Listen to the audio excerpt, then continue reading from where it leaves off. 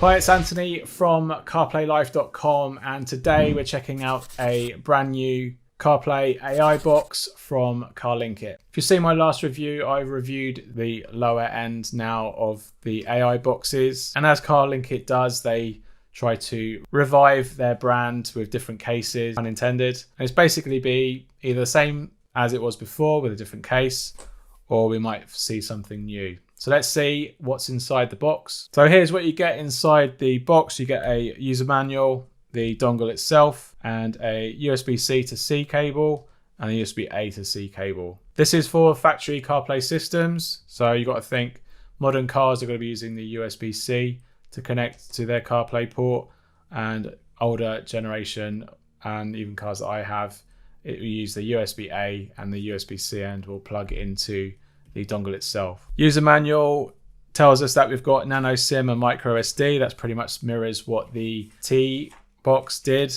And the manual is a little bit up to date. It's got illustration of the new dongle there. Inside, we've got the same 450 running up to 1.8 gigahertz. It's Android 9, 2 gigabyte and 32 gig ROM, or you can have a 4 gigabyte, 64 gig ROM. Nano SIM card, operator version of North America, Europe, China. It's got Wi-Fi AC, Bluetooth 4.2 plus 5.0, so it's got dual Bluetooth there, so that might come in handy in some instances. And as well as Android OS, you can use Android Auto and CarPlay wirelessly with this box as well. So the cable lengths are going to be pretty much standard affair with everything else. We're going to be using the Coral Vision CarPlay display in this review because my Golf is currently in pieces as I install the Deciter Android head unit. That should be done hopefully by next week. We've got a short, well, twice as long cable here. They normally would stop it around about here. We've got twice as long cable, so that's really, really cool if you've got a bit of a reach to get the dongle in a cubby hole. So that's really, really nice to see. And let's just have a quick look at the dongle. Like the Autocast where it's just an image, this actually has a kind of relief. It's actually raised and peaked on the top of the case. We've got some illustration symbols here for the what looks like the nano SIM slot and the SD card slot there. So the nano SIM will slide in there and the SD card will go into that slot there. Some recessed holes there. I think they've learned from the original because it was quite hard to plug the SIM cards in, and the SD card you have to really get your fingernail in there. They've got some recessed holes there, so it makes it a lot easier to push that SIM card into the slot. And we've got a slightly recessed USB-C slot there. On the other side, I'm not sure if that's going to light up. There's like a little hole there. I've got some mesh for cooling, and you've got some LED status indicator lights there that I know that are going to light up and let us know what's actually happening, as well as when you get around to updating it as well. Again, it's called the CPC 200 Tbox. So in comparison with the old model, it's definitely like half the height. So that's definitely doing something there in terms of materials inside and potentially the heat that's being generated. I'd say it's pretty much on same size in terms of its width and height, but its depth definitely is a lot smaller. You would say that you could probably compare it to the Apple Pi Mini. So here's the Apple Pi Mini here. I'd say that's pretty much the same, and they all share the same circuitry and stuff like that these days, so you're going to see the same hardware and the same sort of similar cases that are slapped around them. So I'd say that these are probably going to behave very similar in their behavior and how they perform. But on the bottom here, this is again CPC 200 Tbox. So I would say this is basically just a rebadge of the same product. I don't see this on Amazon US at the moment. I can only see it on the UK, and I saw it recently and I thought I'd reach out to them to see if it's worth testing, and they thought it was, so they sent it to us, and here we are to have a go. CarPlay system. This has got a 1280 by 600 display, so hopefully that will pick it up. But we basically would connect it into our CarPlay port now, and with this powered up, you can see that the green light has now come on, red and green, and hopefully in a few seconds, once it's finished booting up, we'll see the CarPlay fire up and we'll see the boot menu. So it's now booting into Android. It's detected the screen resolution and now it's rebooting the dongle. with that resolution intact. Right, so we're into the main menu. It takes us all to the very last page for some reason. So I'm just going to zoom in so you can see the whole what's going on. Right, so we're into the main menu. It's pretty straightforward and it mirrors exactly the same as their previous UI, which I personally wasn't a fan of, mostly because of this floating dot menu. So guys, upgrade that UI to the other one. That'd be much, much better. It seems fairly responsive, but it is running that Qualcomm 450. So for me personally, this is now the low end. We need to be much faster now, guys. But we've got our main menu interface here. We've got a panel that I don't think we can move. Yes, we can. We can move it to another section if we wanted to, if it was available. Same with the icons. But we've got messaging, settings, Bluetooth, navigation. That's basically Google Maps. Phone for Bluetooth as well. This will take us back to the main menu of the system. And we've got a APK installer for apps that aren't available on the Play Store. You can actually load them on here. BT Music for Bluetooth music. AutoKit is going to be the platform that they use for CarPlay wirelessly and wireless Android Auto. Chrome browser, contacts and Play Store. The gallery, YouTube Music is already built on along with YouTube and Spotify. A couple of other Google Suite apps with the keyboard as well. File Explorer, so you can actually go into the root of the operating system and actually mess with the files that way. Netflix is all pre-installed. And we've got Waze navigation as well as a nice option. VLC is also built on. So basically, they've added a lot of the apps that I probably personally would put on myself. So that saves you the trouble of doing it. But very likely you're going to go online and you're going to have to update these because a lot of them probably are now out of date. Netflix might not allow you to do that. So if you want the latest version of Netflix, you're going to have to download the APK from apkmirror.com and get the latest build that way. So right now, everything is going to be pretty much dormant.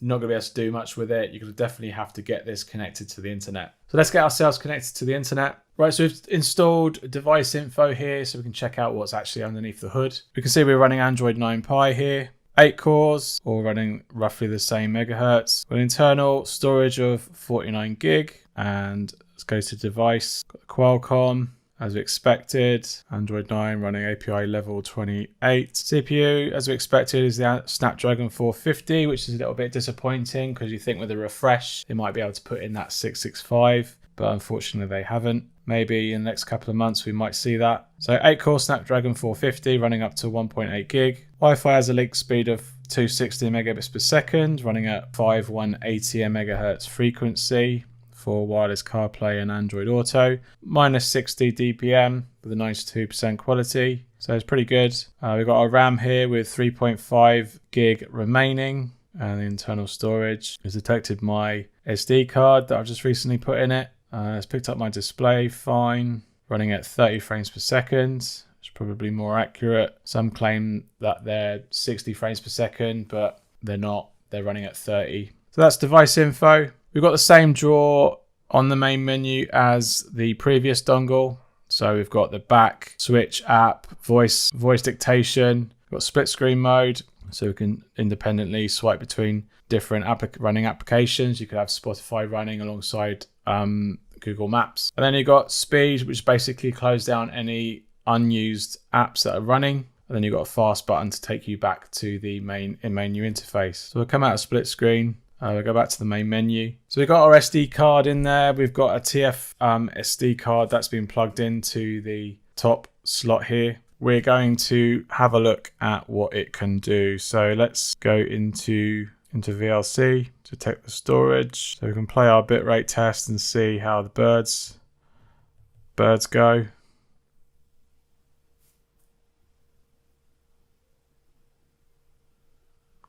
A little bit stuttery, but that's expected because the GPU is quite low powered.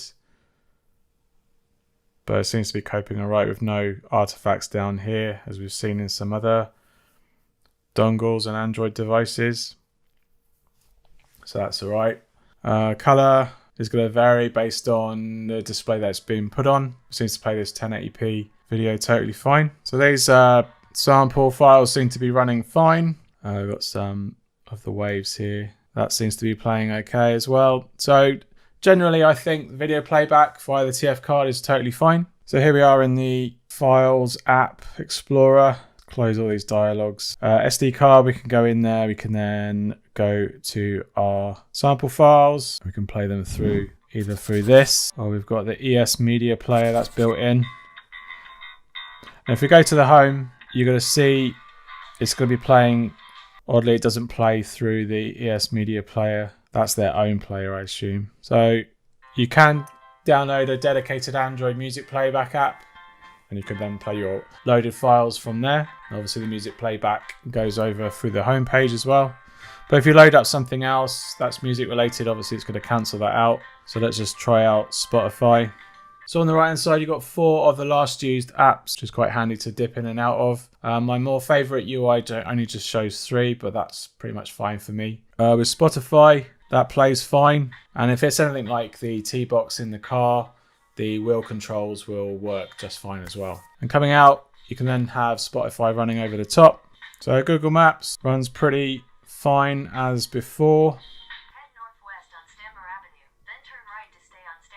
So with the split screen function, you can then have Spotify running and then Google Maps on the side. And that's going to have your navigation and that at the same time. So let's close that off. Google plays in a map tile as well, which is quite nice. And it hovers over the home screen. So we're going to stop that for now. And we're going to check out YouTube. So that works all right. The audio is all in sync, so that's fine. You can then skip and play back. And it all plays all nice and well in its own little app player. If you go home, the audio is going to quit out. So that's YouTube in a nutshell, really. It's going to play fine. It's going to play with music or video files in YouTube across the car speakers. Netflix, that all seems to work okay. And that's all in sync as well, so that works fine. But like all the other dongles, I find the frame rate just a little bit sluggish. But that's across all dongles, no matter what performance that they have. Amazon Prime, that also is on the Play Store and installs just fine. And you can see I got something previously playing here, and that all works totally fine as well. You've got Waze built in. That's just another navigation app that you can use if you wanted to. And as games goes, it's going to be a little bit of a struggle to get more mainstream games running on it. But let's just get Crossy Road, because that's my benchmark test. So another issue that I find with this system is that the audio doesn't work straight away. Not quite sure why that is. But this seems to play okay. But it isn't a heavy duty game that's expected from this platform. It's a little bit limited to the type of games that you might want to play on your CarPlay display, for example. Low-end games are not going to have any problem on this Qualcomm 450. So let's come out. So another thing is if you've got a CarPlay system and you've got Android Auto, and you've got an Android and you want to have your Android Auto device running on the CarPlay display. One way of doing that is to either install Android Auto directly onto the dongle itself. But if you want to have all your apps, your Android Auto apps all running from your phone and cast to this display, then you might want to connect your Android through the application, the AutoKit application, and run your Android Auto across to the device instead. So that's one way of getting your Android device running on a CarPlay system. But first of all, we're going to try out Apple CarPlay first. So you need to use the AutoKit app. And let's just go to dip into settings quickly just to show you. Here you can choose your manufacturer, and that's going to replace the home icon on CarPlay. So for example, I could just choose VW, and then the VW icon will show on the screen. Got some other things here. Unfortunately, the side menus come over the top here, but you can have wireless auto connect. So when you first boot up, it automatically goes straight into CarPlay or Android Auto. You can change the dock position by selecting either of these options here, and you can actually improve the microphone gain if you wanted to as well. So it's basically listening out for a Bluetooth pairing profile. So you go into your Bluetooth settings, wait for the profile to pop up. Here it is here, AutoKit. We're going to connect and we're going to pair. We're going to allow our favorites to sync.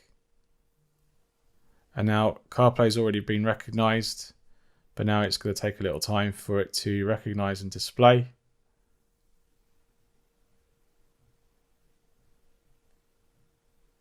It's connect to found my phone, and now we're into CarPlay. So that's the time it takes to initially pair. So I'll shut that down now for now, and I'll just put Spotify on just to show you what's going on. And on this side, we're into CarPlay now. This is going to behave as you'd expect. So for example, Spotify will play out. So that's going to play through. So again, you've got your 2 to 3 second audio delay on interactions on music. You're going to get it for navigation, and you're also going to get it for calling as well. Let's do an audio test. Hey Siri. Hi, this is Anthony from CarPlayLive.com, and this is an audio test of the Carlinkit Tbox version 2.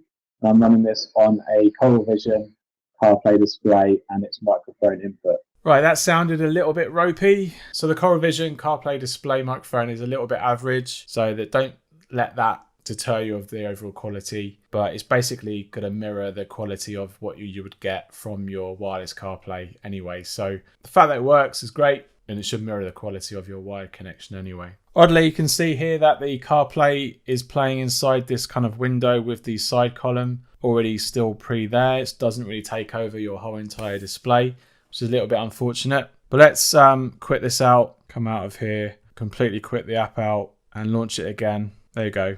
And it's now gone. So that is one way of getting rid of it. It is there. You just had a bit of a trouble with the actual AutoKit app and the side dock staying in place. So now that that's in there, that's all fine. Navigation, everything else is going to work off your phone anyway, so that's all fine there. And all the audio is going to come through your car system, no problem. So you can see here, that's the icon that we've added on the settings menu. So that just basically takes us home. And that's basically CarPlay in a nutshell. Right, so we switched cameras. We're on the iPhone now, and I can now show you the Android Auto connection. So to do that, we need to make sure everything's all disconnected from the iPhone as well. Right, so we've disconnected our Wi-Fi on our iPhone and also the Bluetooth, so it doesn't reconnect. And now we've got our Tbox waiting. So on our Google Pixel, we need to connect to the device. So we need to look out for a new device. It's found the AutoKit. We select that. We give our access to call history and things like that. And it's active. Then the dongle sees that it's actually available.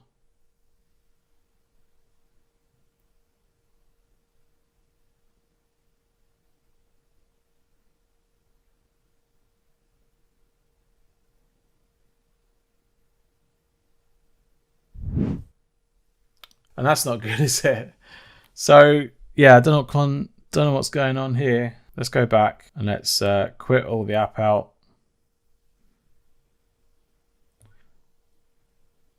And that's sort of rectified itself. So not a good start, but here we are in Android Auto, and it's using, I think, the older version, not the sort of split screen version of Android Auto. And then once you're in here, everything's going to run as you'd expect through your Android connected device. So you can easily switch between navigation and audio, fire up the Google Assistant if you needed to, view notifications and your music. And that's pretty much it, basically. So you can run your Android Auto phone on a CarPlay display if it hasn't got Android Auto originally. So that will work totally fine using this dongle. And to exit, you just simply hit exit on the Android Auto, and then you're back to the main menu interface. And you can then run it almost simultaneously if you wanted to. But obviously, if you've got a internet connection, I must stress that you probably need a SIM card inserted in the dongle if you wish to do all simultaneous Android Auto or CarPlay and Android-based apps that require internet connection. As soon as you turn on